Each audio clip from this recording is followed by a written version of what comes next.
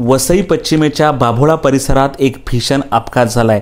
Motorcycle आणि 4 चाकी गाडी यांची आपापसात धडक झाली आहे आणि या धडकेमध्ये मोटरसायकलस्वार गंभीर जखमी झाला असून त्याच्यावर कार्डिनल हॉस्पिटलमध्ये उपचार सुरू आहेत।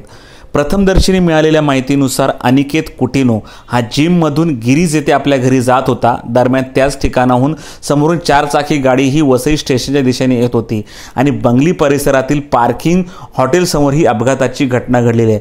अपघात एवढा तीव्र होता की मोटरसायकलचं इंजिन देखील संपूर्णपणे बाहेर आलेलं आहे आणि गाड्यांचे मोठ्या प्रमाणात तुकडे झाले आणि संपूर्ण रस्त्यावर पसरले होते।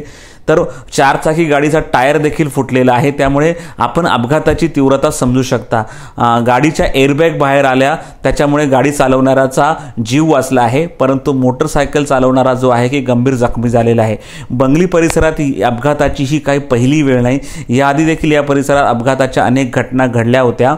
अनेकांनी असंही सांगितलेलं आहे की या ठिकाणी स्ट्रीट लाईट नसल्यामुळे अशा प्रकारचे अपघात घडतात। त्यामुळे तुम्ही या रस्त्यावरून जर रात्रीच्या वेळी वाहन चालवत असाल तर जरा जपूनच। अभी नहीं मिलेगा ना।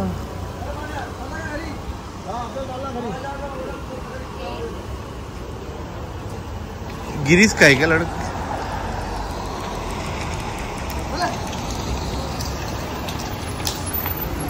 मेरे आगे कोई गाड़ी जा रहा था तो अचानक उसके पीछे मैं भी जा रहा था। एक्सीडेंट तो प्रमाण जाम हो गया।